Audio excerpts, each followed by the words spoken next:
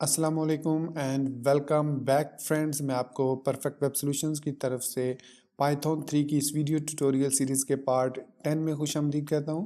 दोस्तों, मेरा नाम इमरान कासिम है और आज के इस पाइथन 3 के वीडियो ट्यूटोरियल में हम डिस्कस करने जा रहे हैं डिक्शनरीज़ को, कि पाइथन 3 के अंदर डिक्शनरीज़ क्या हैं, उनको कैसे क्रिएट किया जाता है, कैसे उनको पाइथन 3 के अंदर यूज़ किया जाता है। तो दोस्तों, बगैर कोई देर किए चलिए शुरू करते हैं इस वीडियो ट्यूटोरियल को।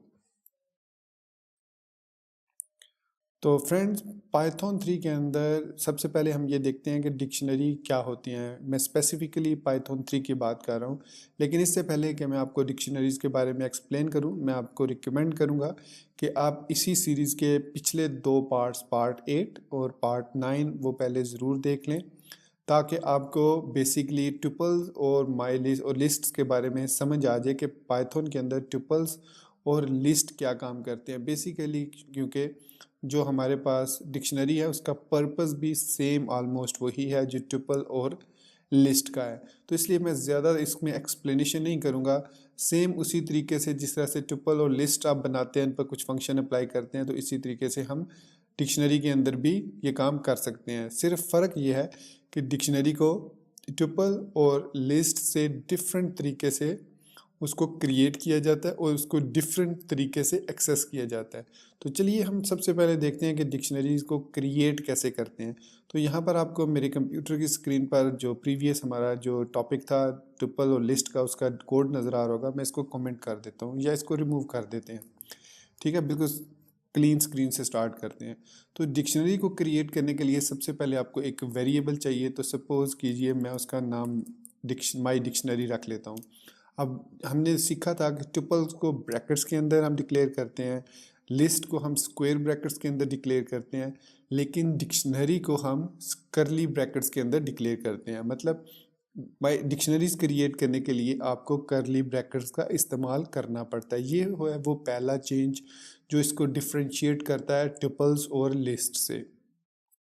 दूसरा इसमें जो चेंज है वो ये है कि ट्यूपल्स और लिस्ट में दोनों के अंदर हम इंडेक्स यूज़ करते हैं टू एक्सेस द डिक्शनरी, जबकि टू एक्सेस द लिस्ट और टू एक्सेस द ट्यूपल, जबकि डिक्शनरी के अंदर हम जो है की वैल्यू पेयर को यूज़ करते हैं। वो किस तरीके से, आप इस कर्ली ब्रैकेट के अंदर आएंगे, यहाँ पर मैं एक डबल कोट लगाता हूँ, फिर एक कॉलन, फिर एक डबल कोट। अब इन दो डबल कोट्स का जो लेफ़्ट और राइट साइड पर है, इनका मतलब यह है कि जो लेफ़्ट साइड पर हम डबल कोट है उसके अंदर उस जो वेरिएबल हमने क्रिएट किया है उस डिक्शनरी की देंगे हम उसमें, जिस की के थ्रू हम उस डिक्शनरी को एक्सेस करेंगे। तो सपोज़ मैं यहाँ पर एक की दे देता हूँ नेम।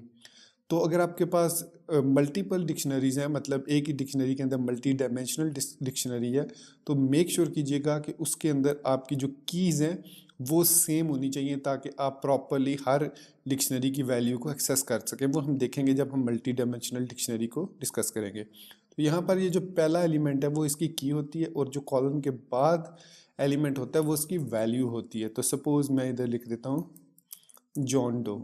सो इस लिस्ट में ये एक सिंपल सी लिस्ट है जिसके अंदर यहाँ लेफ्ट साइड पर नेम की है और जॉन डो की वैल्यू है। आप मल्टीपल कीज़ यहाँ पर एक लिस्ट के एक डिक्शनरी के अंदर, अब ये एक डिक्शनरी हम क्रिएट कर रहे हैं, तो यहाँ पर सपोज़ मैं बता देता हूँ, अब सिंगल कोड यूज़ करें या डबल कोड डजेंट मैटर, आप यहाँ पर उसकी एज दे देते हैं। तो एज के बाद सपोज़ मैं कहता हूँ 45। तो जो ये हमारी दूसरी डिक्शनरी की वैल्यू पेयर क्रिएट हो गया। तो इसको पेयर भी बोलते हैं, की वैल्यू पेयर। फिर हम कॉमा देंगे और फिर थर्ड हम इसका सपोज हम लिख देते हैं एड्रेस, और या सिटी लिख देते हैं इसका। तो सिंगल कोड यूज़ करें या डबल कोड, जो it's not a big difference, इसके ज़रूर डिफरेंस नहीं है इसमें, आप दोनों यूज़ कर सकते हैं, सिंगल कोड भी और डबल कोड भी। तो ये हमने एक डिक्शनरी क्रिएट कर लिया, एक यूज़र की डिक्शनरी क्रिएट कर ली है। अगर आप किसी और बैकग्राउंड, किसी और प्रोग्रामिंग लैंग्वेज से आ रहे हैं और ये वीडियो ट्यूटोरियल देख रहे हैं, तो मैं आपको बताता चलूँ, इस तरह के सिंटैक्स को जिसमें की वैल्यू पेयर आता है, दूसरी लैंग्वेजेस में उसको एसोसिएटिव अरेज कहा जाता है। होपफुली अगर आपका दूसरी किसी प्रोग्रामिंग लैंग्वेज का एक्सपीरियंस है तो अब आपको समझ लगी होगी कि डिक्शनरी क्या होती है, क्योंकि अगर आपको एसोसिएटिव अरेज का पता है तो फिर आपको डिक्शनरी भी पता होने में कोई प्रॉब्लम नहीं होगी। तो ये अब हमारे पास एक डिक्शनरी क्रिएट हो गई है। अब पहले हम देखते हैं कि इसको एक्सेस कैसे किया जाता है। हमेशा याद रखिए डिक्शनरीज में वैल्यूज़ को एक्सेस करने के लिए हम की को यूज़ करते हैं। तो फर्स्ट इसका एक्सेस करने का तरीका सेम है जो हम यूज़ करते हैं लिस्ट में या ट्यूपल में। हम हमारी डिक्शनरी लिखेंगे, स्क्वायर ब्रैकेट लगाएंगे। अब अगर आपने मेरा वो ट्यूटोरियल देखा हुआ है ट्यूपल का और लिस्ट का, उसमें हम आपको देखा होगा कि हम यहाँ पर इंडेक्स की यूज़ करते हैं। अब चूंकि डिक्शनरी में इंडेक्स नहीं होता, यहाँ पर की वैल्यू पेयर होता है, तो इसलिए हम यहाँ पर की यहाँ पर टाइप करेंगे। जैसे ही हम यहाँ पर की टाइप करेंगे तो जिस की को हमने टाइप किया उसके अगेंस्ट कॉलन के बाद जो भी वैल्यू होगी कॉमा से पहले उसको वो डिस्प्ले कर देगा। मैं इसको सेव करता हूँ, राइट क्लिक करूँगा, run Python file in terminal करूँगा, तो यहाँ पर आप देख सकते हैं जॉन डो लिखा हुआ आ गया। तो इस तरीके से हम इसकी वैल्यू को गेट कर सकते हैं। अच्छा, मैंने बोला इस तरह हम इसकी वैल्यू को गेट कर सकते हैं, तो इसीलिए इसके अंदर एक गेट का मेथड भी मौजूद है। आप गेट के मेथड को यूज़ करते हुए इस तरीके से भी वैल्यू को गेट कर सकते हैं। अब मैंने सिर्फ गेट लिखा मेथड और इसको रन किया, तो you have got the same output. तो आप चाहे वो स्क्वायर ब्रैकेट यूज़ कर लें, चाहे गेट मेथड को यूज़ कर लें, दोनों तरीक़ों से हम जो है वो डिक्शनरी को एक्सेस कर सकते हैं किसी भी वैल्यू को। अगर मैं किसी भी वैल्यू को टाइप किए बगैर सिंपल डिक्शनरी का नाम लिखूं तो it will give us the complete list like this. तो इस तरीके से ये हमें उस लिस्ट को उस डिक्शनरी को डिस्प्ले कर देगा। तो इस तरीके से दो तरीके हमने देखे कि किस तरीके से हम डिक्शनरीज में मौजूद वैल्यूज़ को गेट कर सकते हैं। So this is how we get the dictionary. इसके अलावा हम मल्टी डायमेंशनल डिक्शनरीज भी क्रिएट कर सकते हैं।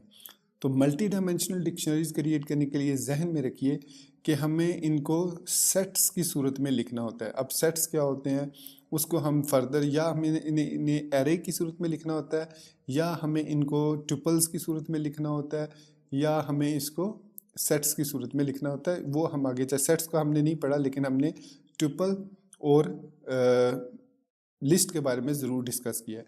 तो सपोज़ मैं इसको लिस्ट की सूरत में लिखता हूँ, तो लिस्ट में लिखने के लिए मैं इसको ऐसे स्क्वायर ब्रैकेट लगा दूंगा और फिर अब मैं इस डिक्शनरी को कॉपी कर लेता हूँ और यहाँ पर मैं एक कॉमा दे के इसको कॉपी कर देता हूँ। तो ये अब हमारे पास ये दो डिक्शनरीज क्रिएट हो चुकी हैं। अब मैं इसमें चेंज कर देता हूँ, इसको जैन डो कर देता हूँ, एज 40 कर देता हूँ, सिटी में लंदन ही रहने देता हूँ। तो अब ये हमारे पास क्या क्रिएट हो चुका है, ये एक एरेज ऑफ डिक्शनरी क्रिएट या एक लिस्ट ऑफ डिक्शनरी हम क्रिएट कर रहे हैं। अब इसके अंदर हम मल्टीपल डिक्शनरीज क्रिएट कर सकते हैं। इसको जॉन विलियम, एक्चुअली मैंने वो कॉमा नहीं लगाया इसलिए ये रेड लाइन आपको नज़र आ रही होगी, तो यहाँ पर मैं कॉमा लगा देता हूँ। तो अब अगर मैं इसको प्रिंट करता हूँ माई डिक्शनरी को, तो आप देखिएगा, पहले इसको क्लियर करते हैं। तो यहाँ पर अब हमारे पास मल्टीपल डिक्शनरीज आ रही हैं। अब हम इन डिक्शनरीज की वैल्यू को कैसे एक्सेस करेंगे। सपोज़ मैं जॉन डो का नेम डिस्प्ले अप करना चाह रहा हूँ सिंपल, तो कैसे करूँगा। डेफिनेटली ये हमारे पास एक मल्टी डायमेंशनल एरे है और हमने मल्टी डायमेंशनल डिक्शनरी है, या multi dimensional list of dictionary है, multi dimensional list of dictionary. क्योंकि लिस्ट हमने यहाँ पर ये स्क्वायर ब्रैकेट यूज़ किया, तो ये एक लिस्ट है। अगर हम यहाँ पर ब्रैकेट यूज़ करते तो फिर ये क्या बन जाना था, यस, फिर ये हमारे पास ट्रिपल हो जाने थे, तो हम फिर ट्रिपल्स ऑफ कह सकते थे डिक्शनरी। तो खैर अब ये चूँकि हमारे पास लिस्ट है तो इसकी पहले हमें लिखना पड़ेगा ज़ीरो, क्योंकि जॉन डो है वो ज़ीरो इंडेक्स पर है, ये कंप्लीट एक ज़ीरो इंडेक्स है। उसके बाद हम नेक्स्ट स्क्वायर ब्रैकेट लगवाएंगे और उसमें लिख देंगे नेम।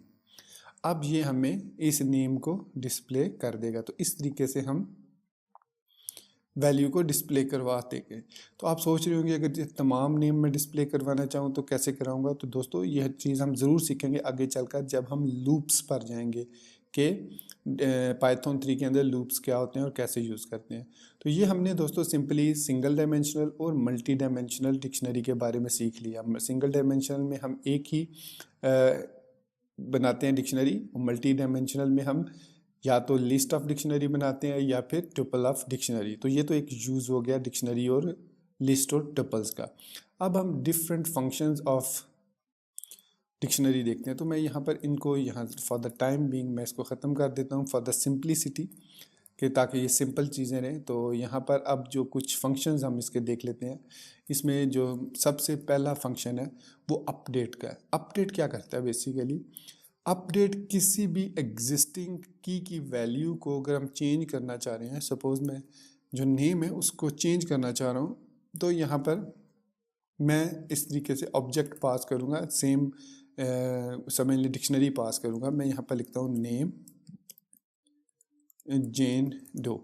अब मैंने जॉन डो को जेन डो कर दिया। तो अब क्या होगा कि अगर तो ये नेम ऑलरेडी एग्जिस्ट करता है, अगर ये की वैल्यू पेयर एग्जिस्ट करता है तो वो अपडेट हो जाएगा।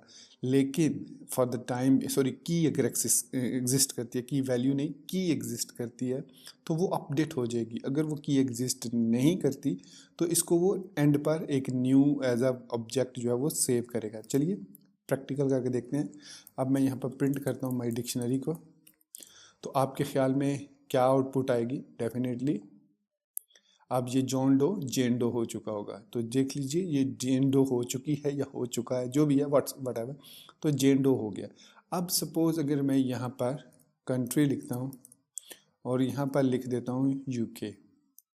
अब डेफिनेटली हमारी लिस्ट डिक्शनरी में कंट्री की जो है वो नहीं है, की जो नहीं है कंट्री की, तो क्या होगा? ये इसके एंड पे एक कंट्री की को ऐड कर देगा। तो अपडेट बेसिकली दो काम करता है, एक तो एग्जिस्टिंग की को अपडेट करना, और अगर वह की एग्जिस्ट नहीं करती तो एट द एंड उसकी वैल्यू पेयर को ऐड कर देना। तो यह है अपडेट का फंक्शन। यहाँ पर हम जो है वो मल्टीपल कीज़ को भी चेंज कर सकते हैं। सपोज मैं नेम लिखता हूँ, ये यहाँ पर जेन डो कर देता हूँ, और अब डेफिनेटली एज इसकी 40 है तो मैं इसको 40 कर देता हूँ। अब मैं इसको प्रिंट करूँगा तो हमारे पास ये दोनों वैल्यूज़ चेंज हो चुकी हैं। आप देख सकते हैं एज 40 हो चुकी है, नेम जेन डो हो चुका है, और अगर हम यहाँ पर कंट्री यूके कर देते हैं तो कंट्री ऐड हो जाएगा। तो आपने देखा कंट्री यहाँ पर ऐड हो चुका है और जेन डो जॉन डो दोनों भी चेंज हो चुके हैं। तो इस तरीके से हम अपडेट कर सकते हैं यूजिंग डॉट अपडेट।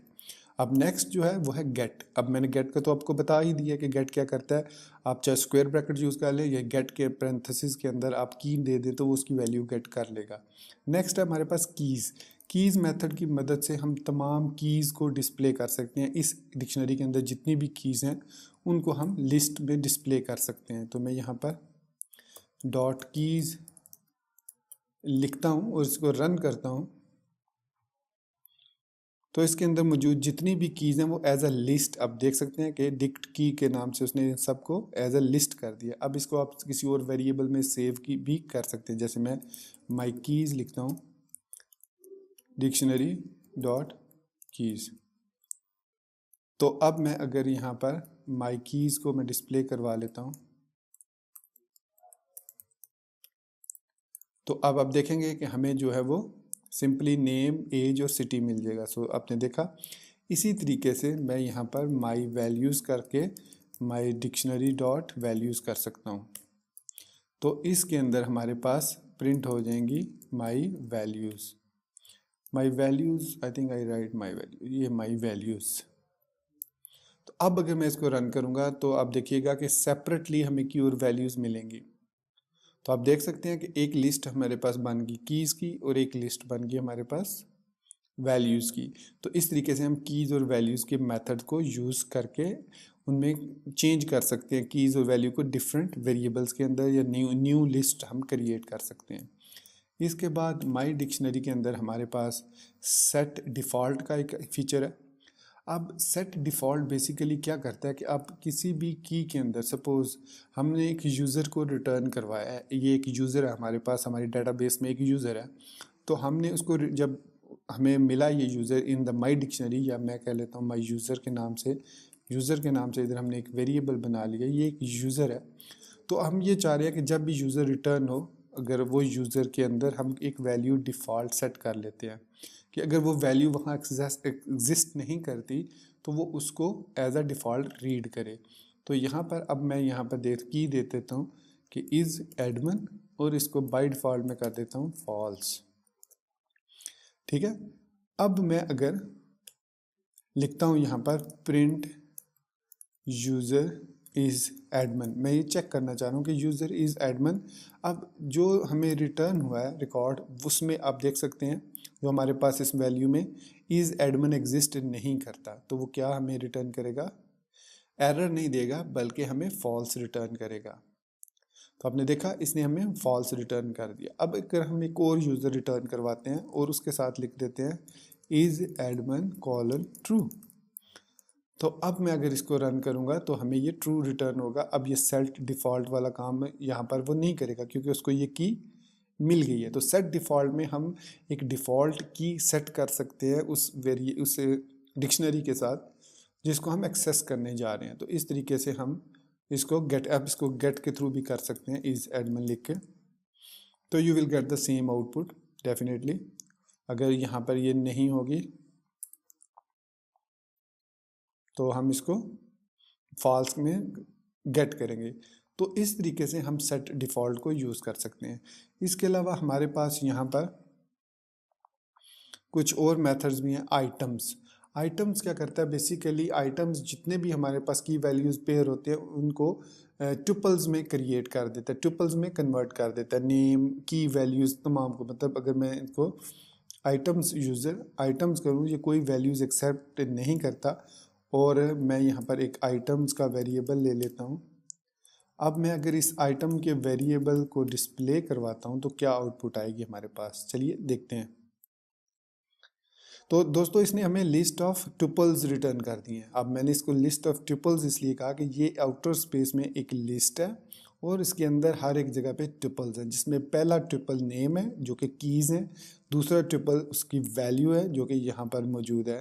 तो इस तरीके से हमने रिटर्न कर लिया लिस्ट ऑफ ट्यूपल्स। तो ये हमारे पास लिस्ट ऑफ ट्यूपल्स रिटर्न करता है आइटम्स का जो मेथड है। इसके बाद हमारे पास यहाँ पर कुछ यूनिक जो मेथड्स हैं, जैसे क्लियर क्या करता है, क्लियर जो है वो आपकी लिस्ट को सॉरी डिक्शनरी को क्लियर कर देगा, एम्पटी कर देगा। कॉपी की मदद से हम तमाम वैल्यूज़ को एक लिस्ट से दूसरी लिस्ट में एक डिक्शनरी से दूसरी डिक्शनरी में कॉपी कर सकते हैं। जैसे सपोज़ यहाँ पर हमारे पास एक user1 है is equal two is admin true, ये हमारे पास एक यूज़र है। तो मैं यहाँ पर लिखता हूँ user one is equal to user dot copy. अब इसमें कोई पैरामीटर नहीं देते। अब इसमें होगा क्या कि ये जो एग्जिस्टिंग वैल्यूज़ हैं यूज़र की 1 की, ये ख़त्म हो जाएंगी, ये वाली वैल्यू, और उसकी जगह पर ये तमाम वैल्यूज़ उसमें ऐड हो जाएंगी। चलिए यूज़र1 को डिस्प्ले करवाते हैं। तो आप देखेंगे अब हमारे पास वही वैल्यू रिटर्न होंगी जो यूज़र में है, आप देख सकते हैं। और इसकी जो अपनी वैल्यू है इज़ एडमिन वाली, वो उसने रिमूव कर दी है। तो इस तरीके से हम कॉपी कर सकते हैं एक डिक्शनरी से डाटा दूसरी डिक्शनरी में। तो इसी तरीके से हमारे पास एक फ्रॉम कीज़ है। तो फ्रॉम कीज़ क्या करता है, अगर हम यहाँ पर देखें, हमें टाइप और इटरेबल्स में, अब चूंकि हमने इटरेबल्स को नहीं अभी तक देखा तो इसलिए मैं इसको टॉपिक को अभी नहीं छेड़ता। इसको आगे चल के हम जब पढ़ेंगे लूप्स, और लूप्स के बाद हम प्रैक्टिकल प्रोग्रामिंग में आएंगे तो उसमें हम इसको देखेंगे इम्प्लीमेंटेशन क्या होती है। अभी मैं अगर इसको एक्सप्लेन करूँगा तो आपको इसकी समझ नहीं लगेगी। तो यहाँ पर इसके अलावा हमारे पास यहाँ पर अगर मैं दिखा दूँ और वैल्यूज़ भी ये हम चेक कर, अच्छा पॉप और पॉप आइटम भी मौजूद है। पॉप हम पढ़ चुके हैं क्या काम करता है, जो कि हमने टपल्स में भी देखा था और लिस्ट में भी देखा था। पॉप की मदद से किसी भी वैल्यू को हम पॉप करा सकते हैं। तो यहाँ पर मैं पॉप लिखता हूँ अगर, और नेम लिख देता हूँ और इसको साइन कर देता हूँ यूज़र1 को, और यहाँ मैं इसको ख़त्म कर देता हूँ। अब यूज़र1 के अंदर जॉन डो आ जाएगी, उसकी वैल्यू आ जाएगी। ये देख सकते हैं आप, यूज़र1 के अंदर वैल्यू जॉन डो है। जबकि अच्छा दूसरी चीज़ ये कि ये वैल्यू अगर मैं प्रिंट यूज़र करता हूँ तो उसमें से ये वैल्यू ख़त्म हो जाएगी। ये भी चीज़ आपने नोट करनी है। तो आप देख सकते हैं यहाँ से नेम ख़त्म हो चुका है, लेकिन यूज़र 1 के अंदर ये सेव हो चुका है। तो पॉप बेसिकली रिमूव भी करता है उस डिक्शनरी लिस्ट या उस ट्रिपल से वैल्यू को। इसमें एक नई चीज़ है पॉप आइटम। अब ये पॉप आइटम कोई पैरामीटर एक्सेप्ट नहीं करता, बल्कि ये लास्ट जो भी एरे हो, जो लास्ट पेयर की वैल्यू पेयर होता है उसको पॉप करता है। तो यहाँ पर मैं इसको रन करता हूँ, तो आपने देखा सिटी लंदन, सिटी उसने इसका ट्रिपल बना दिया, दो मतलब ये हमारे पास एक ट्रिपल आ गया। तो उसने इसको पॉप आइटम करके उसको एज ए ट्रिपल इस जगह पे सेव कर दिया। आप अब इसकी वैल्यू को एक्सेस कर सकते हैं। जैसे अगर 0 करेंगे तो ये हमें सिटी रिटर्न करेगा, मतलब लिखा हुआ है सिटी। अगर 1 लिखेंगे तो उस सिटी लंदन लिखा हुआ हमें नज़र आएगा, देख सकते हैं आप। तो इस तरीके से हम जो है वो डिक्शनरीज़ को यूज़ कर सकते हैं। तो ये था हमारा आज का वीडियो ट्यूटोरियल, जिसमें हमने डिक्शनरी को इन डेप्थ देखा। होपफुली आपको मेरी ये वीडियो पसंद आई होगी। अगर आपको पसंद आई है तो इसको लाइक करना, शेयर करना, और अगर आपने अभी तक हमारे चैनल परफेक्ट वेब सॉल्यूशंस को सब्सक्राइब नहीं किया तो काइंडली इसको सब्सक्राइब ज़रूर कर लें। सो अब मुझे इजाज़त दीजिएगा, अपनी दुआ में याद रखिएगा। Thank you very much for being with me till end. Take care, अल्लाह हाफिज़ एंड गुड बाय।